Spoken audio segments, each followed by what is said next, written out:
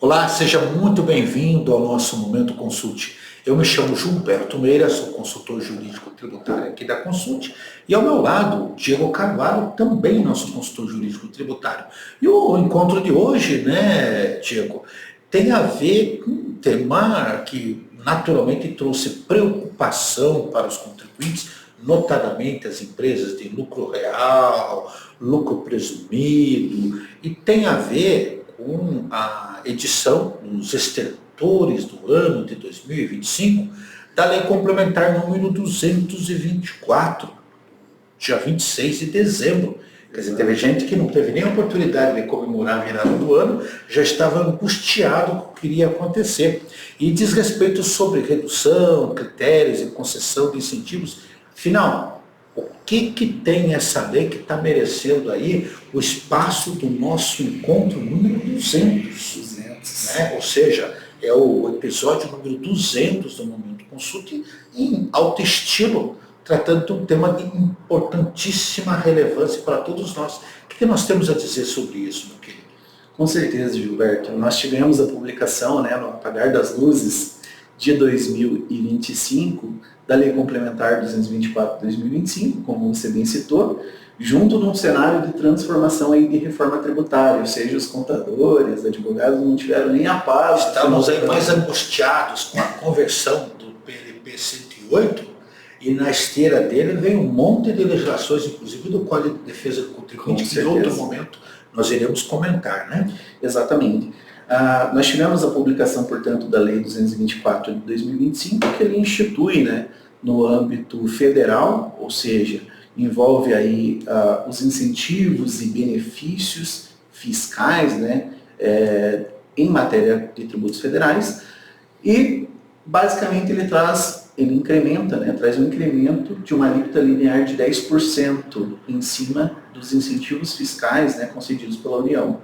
Então, basicamente, nós temos um conjunto de benefícios fiscais que estão compreendidos nessa norma, Por exemplo, nós temos impactos a nível de PIS e COFINS, seja ele sobre faturamento, receita ou faturamento, bem como PIS e COFINS de importação, bem como sobre o imposto de renda e a contribuição social sobre o lucro líquido, sobre o imposto sobre produtos industrializados, temos também impactos no imposto de importação, temos impacto em cima da contribuição previdenciária patronal. Portanto, essa lei complementar, Ju, que veio aí na esteira do final de 2024, está trazendo muita preocupação para as empresas. Ela tem gerado, obviamente, uma preocupação que excede a normalidade, porque nós sabemos que muitos desses tributos deixarão de ter impacto tributário a partir de 2027, mas que em 2026 acabará onerando ainda mais essas empresas.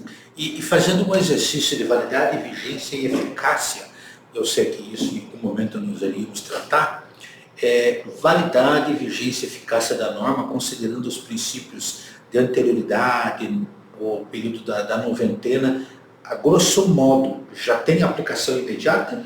Sim, para o IRPJ e imposto de importação. Por conta do exercício.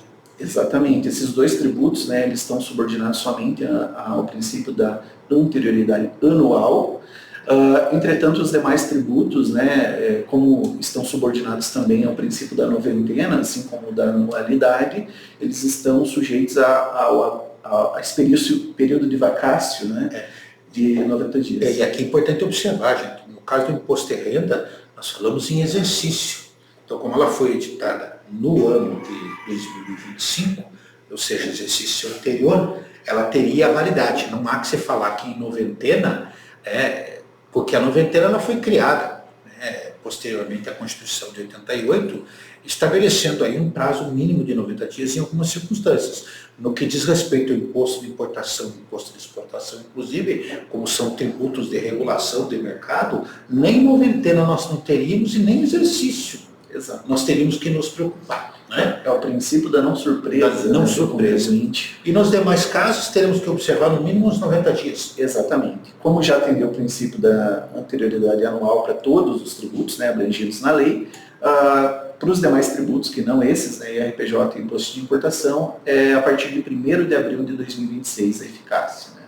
A partir dessa data é que nós passamos a ter a cobrança dessa alíquota linear, né, em cima de cada benefício usufruído pelos contribuintes. E já temos regulamentação dela também, né? Grosso modo, já saiu decreto, instrução, portaria. Exatamente. Houve a publicação do decreto 12.808 de 2025, da portaria do Ministério da Fazenda número 3.278 de 2025 também, e a instrução normativa 2.305, né? Também depois, publicada. Nós vamos colocar aqui no rodapé, na ementa do material, o linkzinho de toda essa legislação, não se preocupe. Exatamente. Esse é um tema tão amplo, Gilberto, que fica difícil até engrenar na tratativa desse assunto, porque além de envolver inúmeros tributos da União, eles também alcançarão, né, um conjunto sem número de incentivos objetivos e subjetivos, né, dentro de uma listagem. Não sei se você já quer entrar nesse aspecto, né? Mas sobre a questão polêmica, né, nós teremos, mas ao final a gente entra aqui, porque tudo no Brasil é questionável, e evidentemente já tem até notícia aí de discussão, não sei se deixamos para o final para nos assistir. Eu acredito que sim.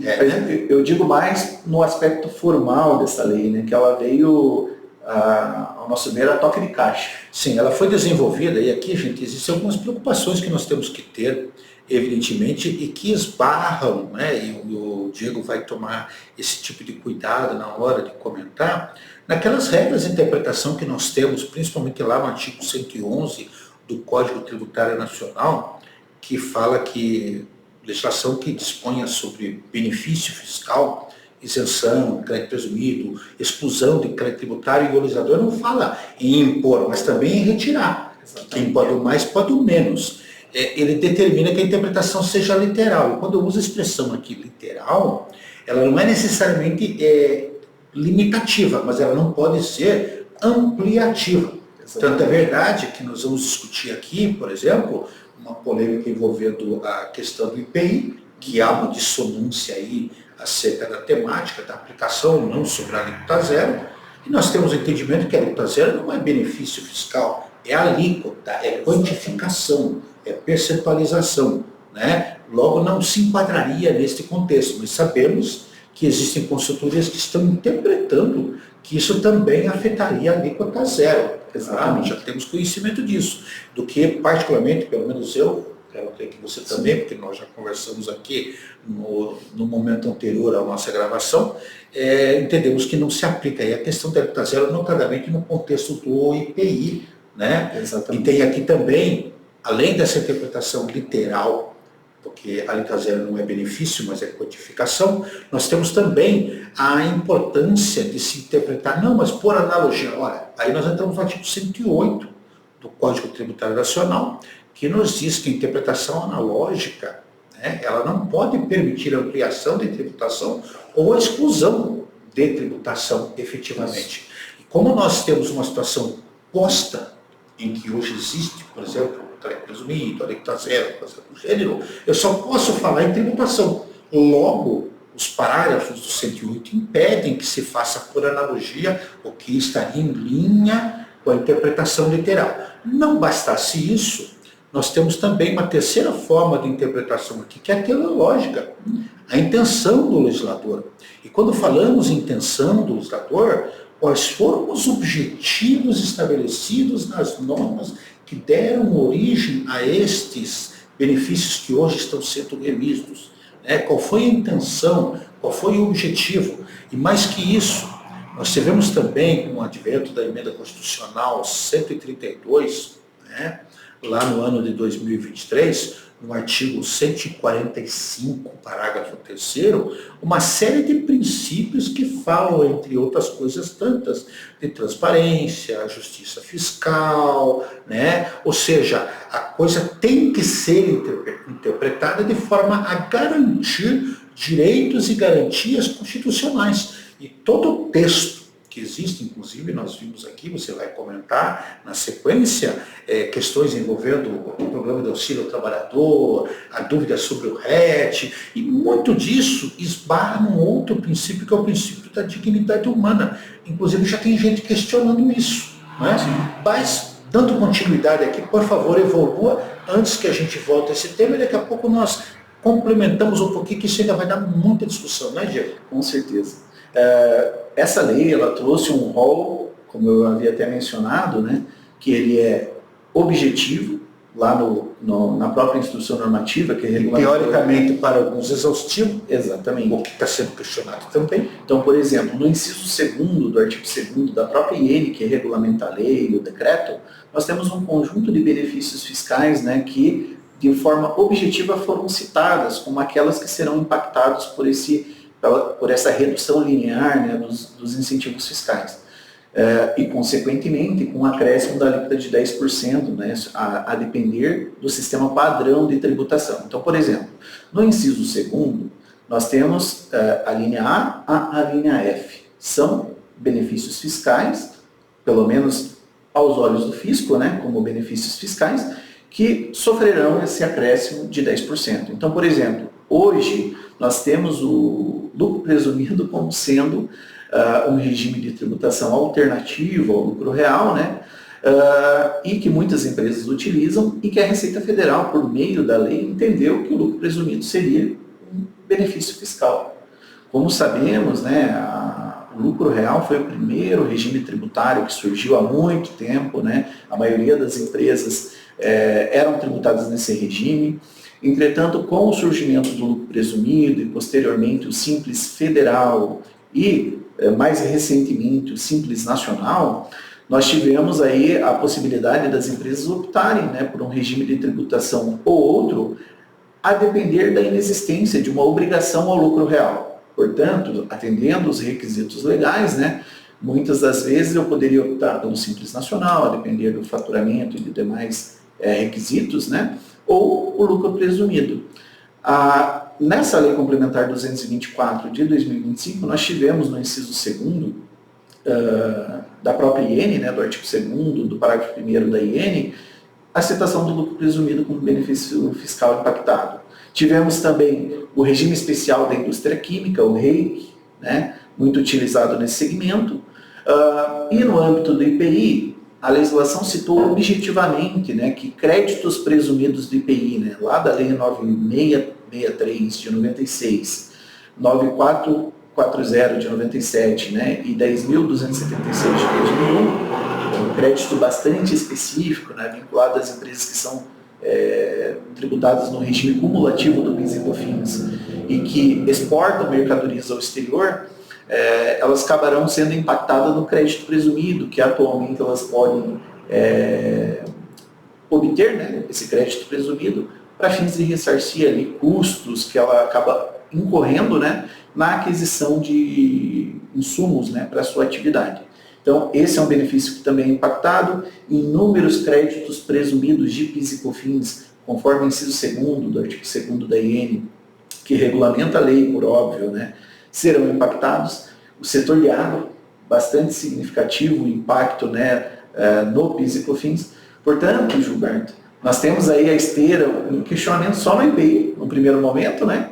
Mas se nós fôssemos trabalhar a questão da redução linear dos incentivos fiscais, saibam que só o inciso 2º da própria lei que institui essa redução, ela já traz de maneira objetiva inúmeros incentivos fiscais. A grosso modo, numa conversa anterior que nós tivemos, até, Diego, para que fique mais claro para quem nos assiste, isso equivaleria a dizer, por exemplo, aqueles percentuais lá do lucro presumido de 32%, né, serem acrescidos em 10 pontos percentuais na prática, é isso? Exatamente. Ou seja, 32 vezes 10 mais. Exato. O legislador estabeleceu que para aquelas pessoas jurídicas que são optantes pelo lucro presumido e que tenham uma receita bruta no ano calendário que supere 5 milhões de reais, né, sobre esse excedente, nós teríamos um acréscimo sobre o que excede, né, teríamos um acréscimo do percentual de 10% sobre o percentual de presunção. Então, se eventualmente eu tenho um percentual de presunção de 32%, né, para empresas e prestadoras de serviços em geral, esse percentual de presunção que se diria sobre acréscimo iria para 35,2%. Se eu tenho atividade... Eu não sou contra matemática, até eu fiz o cálculo. Bem isso. O lucro presumido, né, tem diversas atividades que podem ser... Pegamos um percentual, perfeito. Isso. Se for atividade de comércio e indústria, seria aquilo que era 8% percentual de presunção do IRPJ, ia para 8,8%. Se eu tenho atividade de comercialização de combustíveis, né, tem um percentual de 1,6%, ele iria para 1,76%. No PIS e na COFINS, o 3,65% vezes 10%, Isso mais teria um acréscimo também, só que, observe, a receita é tributada no 3,65%. O que nós teríamos o acréscimo? É em cima de benefícios e incentivos fiscais que hoje eu usufruo. Ou seja, não é o tributo, é o benefício equivalente. Exato, não é o PIS e COFINS sobre o faturamento, ele estaria subordinado a esse acréscimo. Seria os incentivos fiscais que eventualmente eu usufrua. Então, por exemplo, se eu sou do regime não cumulativo, né, e tenho ali um crédito presumido de PIS e COFINS, e que hoje eu acabo não pagando, né, efetivamente 100% do meu débito, eu acabo, a partir dessa lei, tendo uma redução desse crédito presumido em 10%. Ou seja, eu vou ter um acréscimo de recolhimento de 10%, haja visto uma redução do incentivo que eu tenho atualmente. Então não é em cima das alíquotas sobre o meu faturamento, é em cima de incentivos fiscais existentes que está havendo um corte.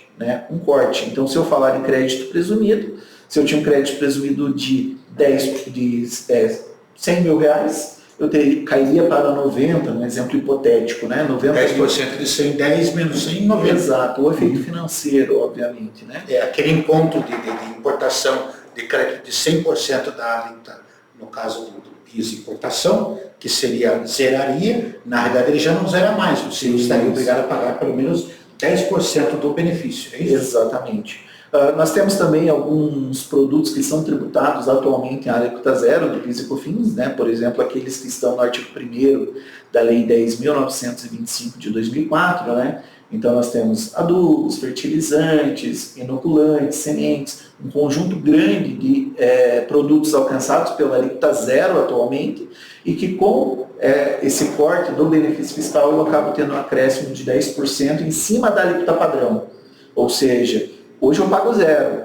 Quanto que eu vou ter que pagar a partir de 1º de abril de 2026? Eu teria que pagar, em cima do valor da minha operação, 10% assim, em cima da alíquota padrão do meu regime de tributação. Se eu sou do presumido, portanto, regime cumulativo, seria 10% em cima de 3,65%. E vamos deixar bem claro para quem nos assiste, nós estamos ainda naquela fase da chamada curva de aprendizagem, é o processo cognitivo. Tem muita coisa ainda que vai aparecer, então nós nos sentimos um pouco à vontade aqui para fazer certos comentários que poderão não ser confirmados à medida que você for avaliar. Por exemplo, de imediato, nós falamos da questão da alíquota do IPI, que não é benefício, conforme a natureza jurídica de algum desses benefícios, ao invés de ser tratado como benefício, se o legislador lá atrás disse que era alíquota, o mesmo problema que nós temos com o IPI, poderemos ter com os demais tributos. Exatamente. Claro, a depender caso a caso. Vamos analisar isso com muito cuidado. Inclusive no contexto aí do crédito do sistema aí de lucro presumido, e é bom deixar, inclusive, que tem mais bomba, porque isso afeta também o lucro real. Né? Achar, estamos forçando ir para o lucro real. Calma, que ainda tem novidade no lucro real também, né? Exatamente. Mas é importante observar, e eu pensava aqui, Diego, na linha dos questionamentos, e quando você falava, eu fui aqui pensando, tanto que eu fui aqui recorrendo ao nosso Google, então a gente deixa o computador aqui primeiro para mostrar essa marca bonita da Consult e para fazer cola, para poder falar aí para os amigos, né? E eu me lembrei de uma discussão lá nos idos de 2003, quando os municípios questionavam a manutenção do ISS fixo, dizendo que era um benefício fiscal e que com o advento da Lei Complementar 116 de 2003, o ISS fixo não prevaleceria porque era um benefício. Ora, à época, e aqui eu achei apenas um dos julgados, e certamente vocês irão achar outros tantos, a própria súmula 663 que tratou do ISS, que tratou do fato de que o Decreto-Lei 406/68 foi mantido, agora a Lei Complementar 214 e a 227 definitivamente o extinguiram, tem aqui, com base num julgamento que eu pesquisei no âmbito do Supremo Tribunal Federal, e aqui os colegas do direito vão ter que investigar, o recurso extraordinário 940-769, lá do Rio Grande do Sul, trouxe um entendimento de que a tributação do ISS fixo está para muito além de ser tratado como benefício fiscal, mas sim uma tributação diferenciada, uma quantificação diferenciada. Então, se nós pararmos para analisar por analogia, e até porque no caso do ISS fixo, que muita gente insiste em dizer isso, talvez é porque a pessoa não sabe, e não saiba que o profissional que tem ISS fixo responde com os bens patrimoniais próprios, ou seja, é uma regra específica. No regime do lucro presumido, tratá-lo como benefício fiscal não me parece algo que seja assim tão pacífico. Por quê? Se eu tenho lucro presumido, eu não posso fazer o uso dos créditos do PIS e da COFINS.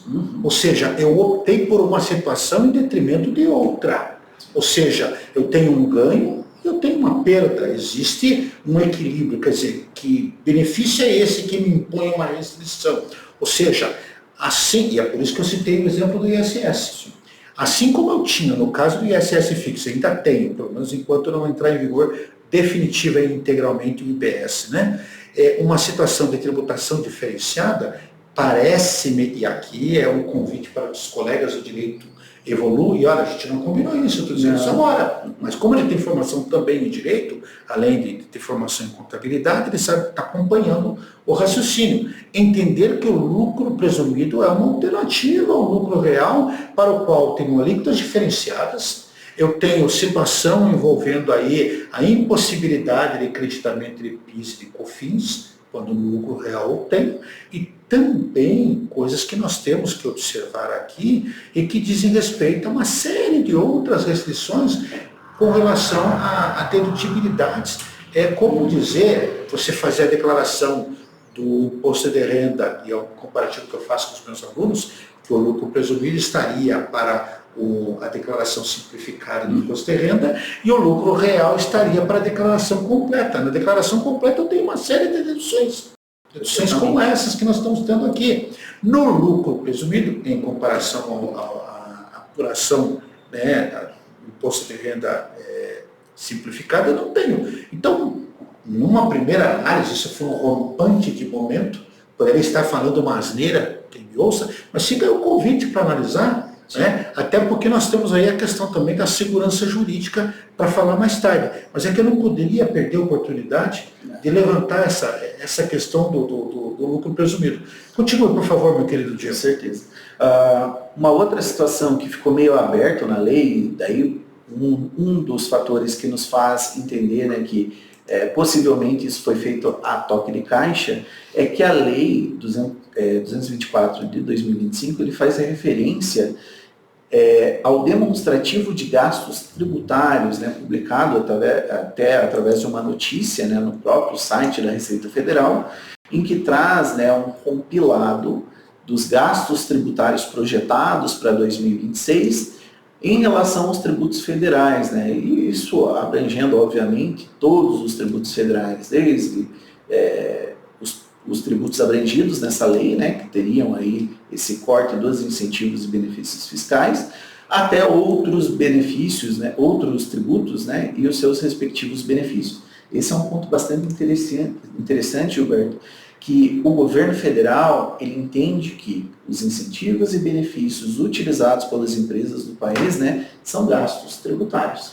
Ou seja, se há aí uma abertura de mão, uma não tributação, né, de determinadas mercadorias, receitas ou atividades, estar previsto no orçamento como um gasto tributário, né? Mas, pelo lado lógico, isso deveria, na realidade, ser excluído do gasto tributário, né? São áreas que há muito tempo nem tributadas são, em função da sua relevância no ambiente econômico nacional, né? Mas, com a publicação desse demonstrativo de gastos tributários, o legislador, por meio da lei, só fez referência do seguinte: além dos benefícios fiscais que objetivamente estão prescritos lá na norma, nós poderemos também ter uma redução linear dos incentivos fiscais dos tributos elencados na lei, PIS, COFINS importação, IPI, contribuição previdenciária, né, sobre a folha de salários, IRPJ, CSLL. Portanto, se lá no demonstrativo de gastos tributários, que traz a estimativa de gastos para 2026, eu tiver um determinado incentivo ou benefício fiscal fixado, previsto, né, para 2026, o governo federal, né, a União, pode eventualmente fixar uma alíquota de 10% e reduzir esse incentivo fiscal também, porque a lei expressamente previu que se no demonstrativo de gastos tributários houver a citação daquele benefício, né, como um benefício que estará compreendido na LOA, na Lei Orçamentária Anual de 2026, poderá também estar sujeito a esse corte de 10%. Ou seja, é um critério muito subjetivo, que não está no controle, evidentemente, do contribuinte, gerando uma discussão frontal com segurança jurídica. Exatamente. E aí, eu me lembro, e eu citei o texto constitucional, principalmente o parágrafo 3º do 145, e ele é mandatório, né, é o que a gente chama de norma cogente, diz que o sistema tributário nacional deve observar princípios de simplicidade, transparência. Isso não é simples e tão pouco transparente. Mas eu tenho acesso ao orçamento. Na realidade, o orçamento tem toda uma técnica, né? E fere aí, basicamente, atende a interesses de direito financeiro, direito administrativo, contabilidade e assim por diante. Também princípios de justiça tributária, cooperação e defesa do meio ambiente. E por que eu estou falando isso, meu querido Diego? À medida que você vai falando aqui, o Tico e Teco, o Toco, que é aquele terceiro ente que ocupa a minha mente, e todo mundo acha, poxa, o cara tem 3 neurônios, ele é superior. Não, é pior. Porque quando eu tenho o Tico e o Teco, às vezes eles se encontram para beber uma cerveja e conversar. No meu caso, o Toco não permite que eles se encontrem. Então é uma anomalia negativa mesmo, né? E aqui eu pensava também, com os meus poucos neurônios, além da questão da segurança jurídica que nós temos que ponderar, porque são informações que não são de fácil acesso, não atendem à simplicidade. E aqui eu repito, o parágrafo 3º ele é mandatório, ele é impositivo, em que pese o parágrafo 4º também adicionado pela emenda constitucional 182 ser facultativo, a legislação buscará atenuar efeitos regressivos. Ora, essa legislação não está atuando não está criando efeito progressivo nenhum. Muito pelo contrário. Você lembrou que muitos dos benefícios atendidos são questões que atendem aí ao trabalhador, atendem à alimentação, e aí nós entramos num outro campo que eu ainda não havia explorado, que é o da extrafiscalidade. Alguns tributos têm natureza extrafiscal porque a sociedade assume este encargo em nome do Estado brasileiro. Ou seja, se eu estou retirando o benefício, o Estado brasileiro tem que repor esse benefício. Quem é que vai subsidiar tudo que está aí? E é importante observar que nós temos que ponderar entre as muitas questões que ainda podem ser levantadas. Eu repito, tudo em grau de puro exercício de ficção jurídica. Não somos donos da verdade, mas os colegas do direito que vão nos assistir vão botar isso, não, falou besteira, não falou, dá para evoluir por aqui, não dá por ali, mas principalmente levar em consideração que ao estar atingindo uma série de questões que têm a ver com funções que deveriam ser do Estado, eu estou afetando o poder de polícia, estou afetando indiretamente o cumprimento, né, de um papel que deveria ser do Estado, e principalmente função do Estado. Tá? Isso está lá no artigo 170, está nos artigos 3º a 5º da Constituição Federal, que dizem que é a função do Estado criar essas condições e a própria dignidade humana. Não é? Não sei se é um argumento, mas fica aí a dica para quem quiser evoluir no estudo. Né? Não, com certeza. Muitos dos benefícios fiscais eles foram pensados exatamente para incentivar áreas em que o Estado, por uma ineficiência ou por não haver recursos, né, suficientes, precisou da complementariedade da atividade privada, da iniciativa privada. E nós sabemos que, a depender da atividade exercida, existe um emprego significativo de capital para poder operar, né, sistemas de energia, sistemas de transporte ferroviário, sistema aéreo, ou seja, nem sempre aquela desoneração ela é suficiente. Ela tem uma contrapartida, na realidade, exatamente, da sociedade. É uma contrapartida que ela ocorre, mas ela muitas das vezes não é suficiente em frente ao benefício que a atividade privada, o exercício da atividade econômica livre, né, exerce. E que é mais efetivo que o próprio Estado. Exatamente. O Estado tira o incentivo e não dá a contrapartida devolvendo o que o Estado precisa. Por isso que eu falei de dignidade humana. E olha, vou mais longe. O 145 ainda dá mais um recurso para se analisar isso, dependendo disso que você disse, dependendo do tipo do tributo, porque o parágrafo 1º do 145, que já existia originalmente, diz que sempre que possível, os impostos, eu sei que eu não falo isso no que diz respeito a PIS e COFINS, que são contribuições, né? Mas imposto de importação, IPI e outros tantos, terão caráter pessoal e serão graduados segundo a capacidade econômica do contribuinte, facultando a administração tributária especialmente para conferir efetividade aos objetivos, esses que você falou, identificar e respeitar direitos individuais, isso que eu falei de dignidade humana, está lá no artigo 3º da Constituição.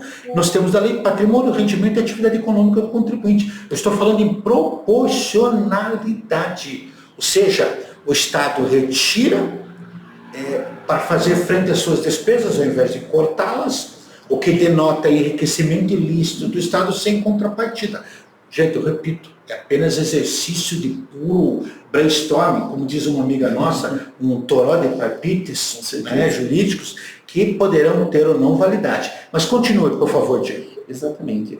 Como eu havia mencionado no início, né, essa legislação ela é muito ampla, seja porque o conjunto de incentivos e benefícios fiscais ele não está posto, ou seja, não houve regulamentação, seja pela Receita Federal, seja pelo Ministério da Fazenda, seja no âmbito, né, do Congresso Nacional, do conjunto dos 100% dos tributos, dos incentivos que estariam sujeitos a esse corte. Ou seja, alguns incentivos ele trouxe de maneira objetiva e outros ele jogaram para esse demonstrativo de gasto tributário.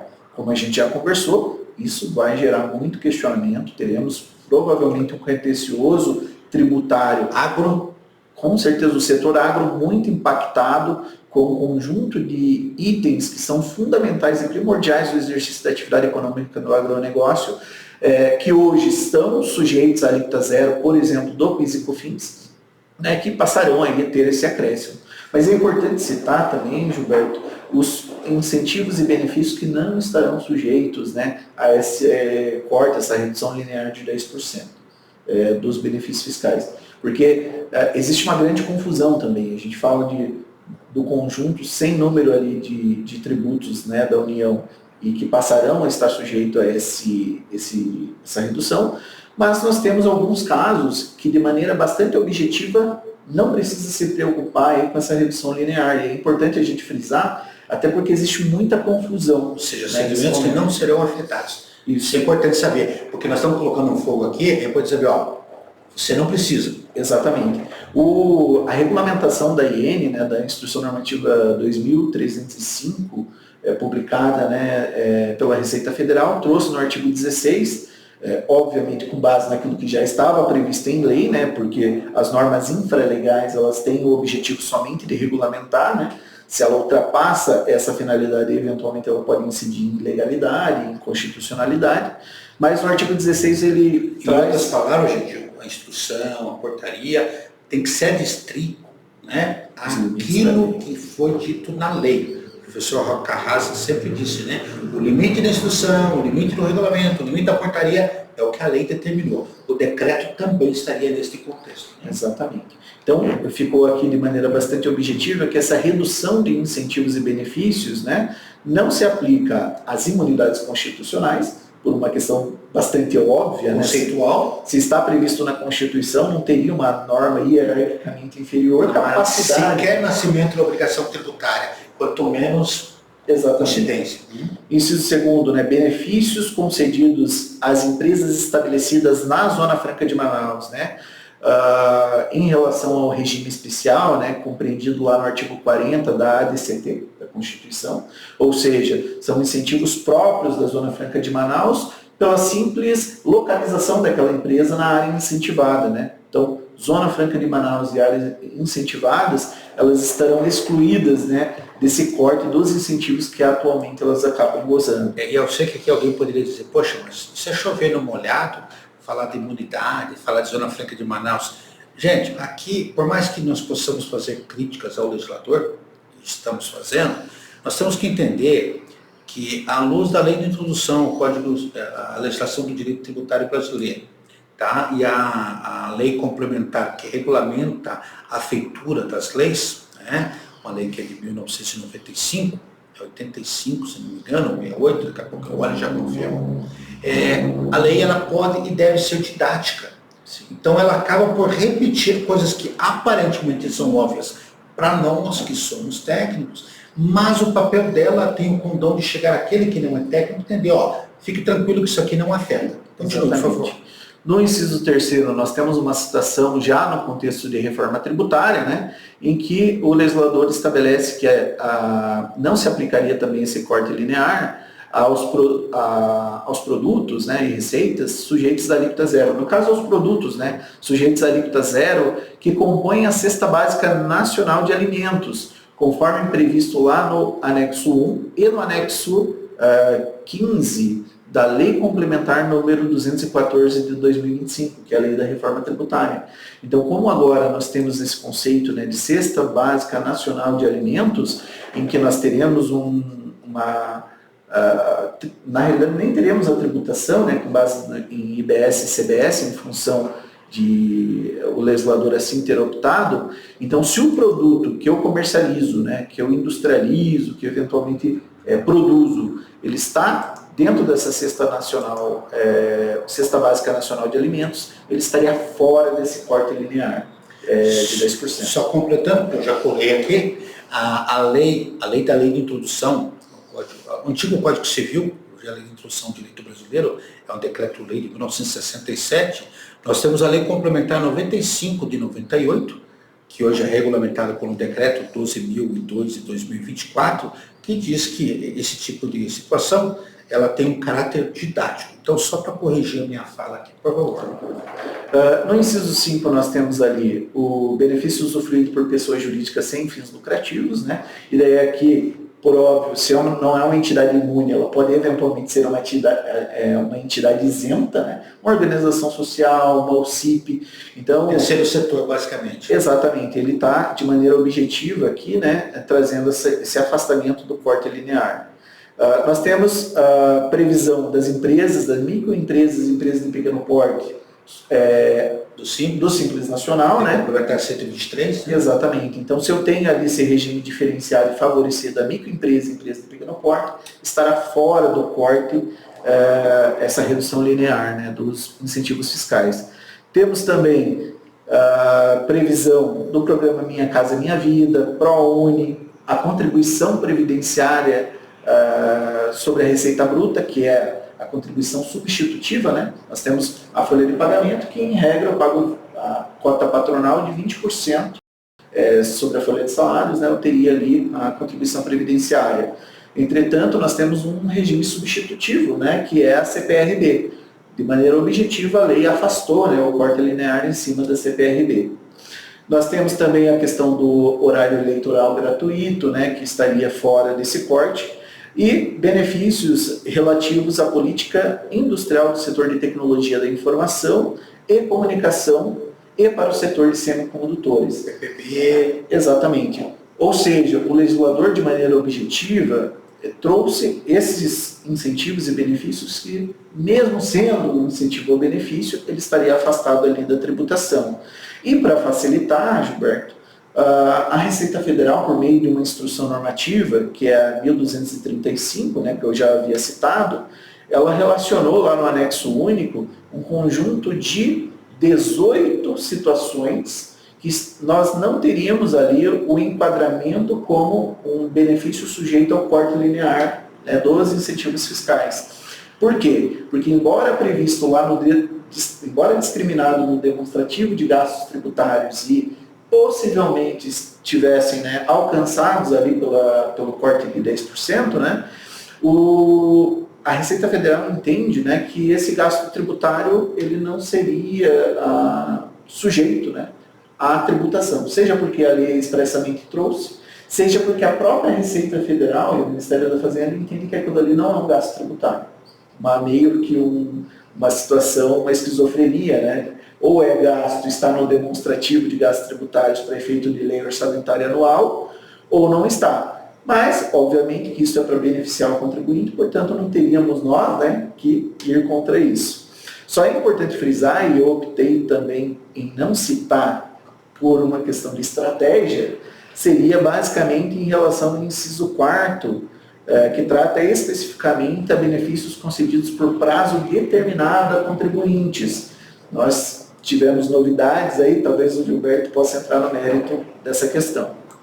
Quem quiser, inclusive, poderá achar lá na revista J, não sentimos nenhuma concorrência na revista J, né? Pelo contrário, é uma belíssima revista jurídica, como também o Migalhas, o Consultor Jurídico, para mim, as 3 melhores revistas jurídicas do momento no Brasil e que merecem referência, porque dão credibilidade, algo que nós já vaticinávamos esta semana, quando tivemos a nossa reunião interna aqui, atualizando o nosso pessoal, o próprio Diego nos passou, que era uma questão de tempo para as grandes entidades representativas se revoltarem, como nós esperamos aqui no setor agropecuário, a Confederação Nacional da Agricultura, me parece que também afeta aí um pouco as questões envolvendo indiretamente as cooperativas, sim, né? Provavelmente a confederação que representa, né, as cooperativas em nível nacional também, né, vai tomar alguma iniciativa, mas tomamos conhecimento que já no último dia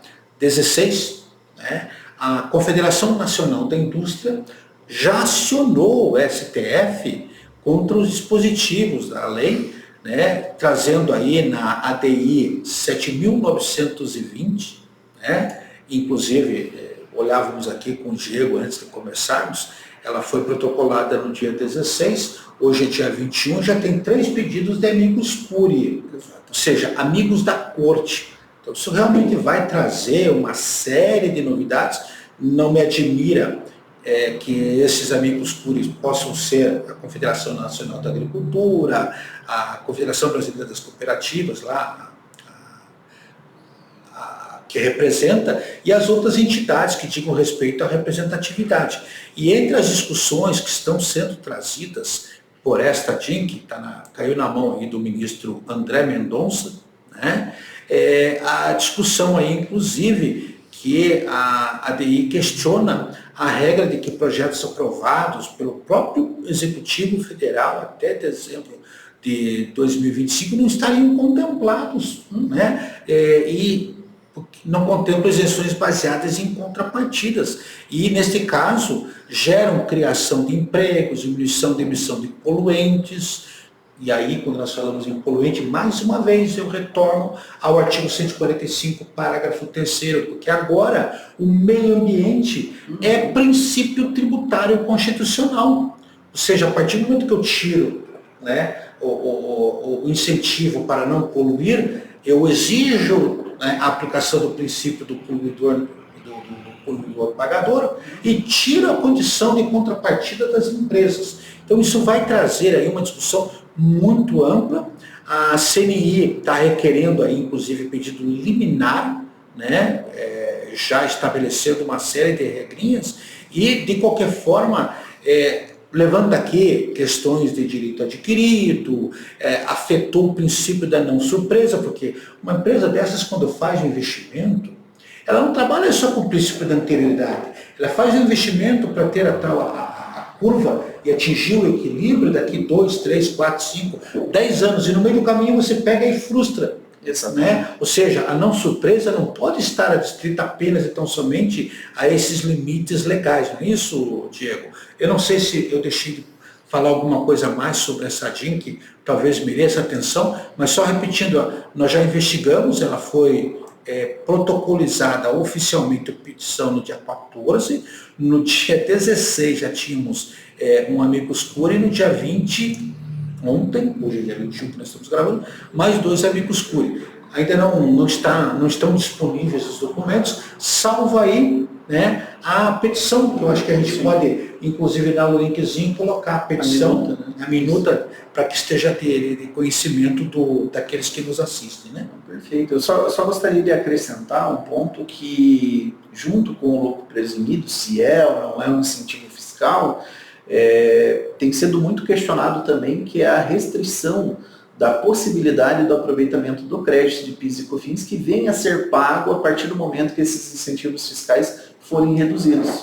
Então, a partir do momento que eu tenho ali uma redução do crédito presumido que eu usufruía e passo a ter que recolher o PIS e COFINS, a própria Lei Complementar 224 de 2025, lá no artigo 4º, parágrafo 7º, ele trouxe uma restrição ao aproveitamento do crédito, violando frontalmente a Constituição Federal, no que tange a não cumulatividade, né, do PIS e COFINS, do regime não cumulativo, por óbvio, e violando um conjunto sem número de princípios, né, constitucionais, né, seja ele o da não cumulatividade, ofendendo ali, no caso, a imunidade às exportações, né, haja visto que muitas empresas que agora não terão incentivo fiscal podem vir a ter que recolher, e isso pode gerar algum impacto indireto nas exportações, comprometimento do princípio da segurança jurídica, né, e a proteção da confiança entre fisco e o contribuinte, ofensa à capacidade contributiva, como o Gilberto bem mencionou, né,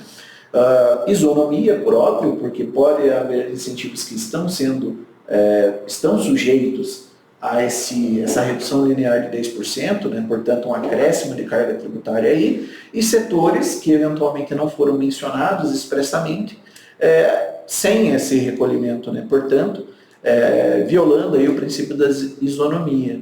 E vedação até o retrocesso social, né, haja vista que, ao longo do tempo, o cenário tributário, ele vai se desenvolvendo e dentro do que a Constituição determina, nós temos uma evolução social. Diversos temas são debatidos no âmbito do STF e do STJ, nós temos pacificação e, por óbvio, a redução de incentivos fiscais sob a justificativa, né, de que isso seria um gasto tributário, pura e simplesmente para aumentar o valor arrecadado, né, num período aí em que nós já batemos recorde de arrecadação, mas também batemos recorde de gasto, só que o gasto batendo recorde muito acima ao da arrecadação. Então, do arcabouço fiscal, que eu não me atrevo a explicar. Exatamente, porque muitas vezes não é explicável, né? Não é racional, mas o que talvez precisa ficar claro é que teremos ainda outras publicações, né, editadas pela União, seja via Receita Federal, Ministério da Fazenda, muitos questionamentos ainda dos nossos clientes, porque agora é janeiro ainda, né? Quando estivermos ali em abril com a coisa talvez mais pacificada, né, em que a maioria dos clientes e parceiros, né, já estejam aplicando, né, essa redução linear, a gente vai ter ali um cenário um pouquinho mais definido. Importante observar, gente, que o que nós estamos fazendo é um exercício aqui, batendo um papo tranquilo com o meu querido Diego, para que vocês possam coletar informações, e não quer dizer que necessariamente estamos convictos de tudo que nós dizemos, né, seja efetivamente sustentável, mas o nosso papel é contribuir com discussão, levantar temáticas, e o Diego usou a expressão não cumulatividade, alguns poderão dizer, poxa, mas eu posso aplicar não cumulatividade constitucional no PIS e na COFINS, sendo que eles foram criados pela lei? Pois então, gente, com o advento da emenda constitucional número 42, tá, essa discussão já foi para o Supremo Tribunal Federal, redundou lá no tema de repercussão geral 756, o RE 841979, e que visava definir qual é o alcance da não cumulatividade aplicável ao PIS e COFINS, que está previsto agora no 195, parágrafo 12 da Constituição Federal. É óbvio que à época eles entenderam que a declaração de inconstitucionalidade, ela tinha aí limitações, restrições ao direito ao crédito, porque ela era matéria que envolvia aí uma certa limitação constitucional e que, por conseguinte, não poderia ser visto sob a ótica do ICMS, a ótica do IPI. Todavia, é um assunto que nos parece aqui, a chamada norma de eficácia contida, que nós vamos revisitar esse tema, porque ao retirar esse incentivo, você onera, e aí eu posso também usar de analogia o tema que discutiu a questão do antigo e falecido CEPOM, que é o cadastro de prestação de serviços de outros municípios, quando então o ex-ministro Marco Aurélio, à época, dizia que por vias oblíquas eu aumentei carga tributária exigindo que quem não tivesse inscrição iria pagar o ISS. Ou seja, aqui não é diferente. Ao estabelecer aí limitações, por vias oblíquas, eu estou aumentando carga tributária e estou mantendo a obrigação do contribuinte. Exatamente. Por isso há um volume aqui de questões, e a essa altura eu acho que a gente já contribuiu com muitas informações, algumas válidas, outras nem tantas, mas fica aí, né? O convite para que vocês avaliem, o nosso querido Diego ainda junto com o Darcy, outro nosso amigo aqui da consultoria, vão escrever um artigo, não com todas essas polêmicas que eu estou dando a liberdade aqui de falar, mas em breve estará lá na página da Consult para que quem quiser acessar, não é isso? Exatamente. Nós estamos elaborando algo sumarizado que permita ali fazer a comparação entre os dispositivos e os principais reflexos, e portanto ficará disponível em breve no site da Consult, como bem mencionado. Era isso. É isso. Bom, gente, tem muito mais a dizer, para quem queria conversar rapidinho, nós fomos avançamos o tema e fica aí a sugestão. Olha, com muita serenidade que nós falamos, nós temos que avaliar, a lei é nova, os reflexos também, nós já temos uma dica, eu espero outras, ou vamos descobrir quem são os amigos cures, amigos da corte, aqueles que estão lá para contribuir. Gente, é normal quando uma entidade desta envergadura da CNI ingressa, outras entidades, para não terem que entrar com uma DIN, porque elas acabam sendo encaminhadas para o mesmo julgador, ao invés de entrar com uma DIN, eles entram com uma amigos curi discutindo no cerne daquela DIN as mesmas questões, trazendo, ou a menos que a DIN não envolva realmente interesse direto. Então, esperamos aí algumas outras discussões. Fica aí a sugestão para você avaliar, e em querendo trazer questionamentos, a nossa equipe está para isso, e aquele e-mail que nós usamos, ele não vai dizer, porque eu pego com calça curta, o momentoconsult@consult.com.br, senão ele ia dar o e-mail dele, para você nos mandar aí questionamentos, sugestões de pauta, dúvidas, você pode duvidar, e nós estamos extremamente abertos, ou barato do direito a isso, você poder falar, e o tema é polêmico, e o que nós queremos fazer aqui é discussão jurídica da melhor qualidade, por mais que você possa não concordar com todos os argumentos que nós apresentamos, pelo menos são argumentos que têm um respaldo. É óbvio que lá na frente, talvez não cabe aqui, não cabe ali, algumas já foram vencidas, mas tudo terá que ser revisitado. Então fica o convite, ou você manda para o e-mail, ou então aqui embaixo. Existe um espaço onde você pode fazer anotações, comentários, críticas, sugestões de pauta, nós estaremos aqui para atendê-los. De resto, nos acompanhe em nossas redes sociais, o Diego Carvalho tem as dele, eu tenho as minhas, a Consult tem as suas redes sociais, Instagram, LinkedIn, Facebook, nós falamos em nome da Consult, então acabamos linkando os nossos trabalhos, ou nas nossas redes sociais pessoais, ou nas redes aqui da nossa querida Consult. Meus queridos, por hoje, eu acho que era isso, né? Com certeza. E aguardamos vocês para um próximo encontro. Tá bom, gente? Tchau, tchau. Obrigado, Diego. Tchau. Obrigado.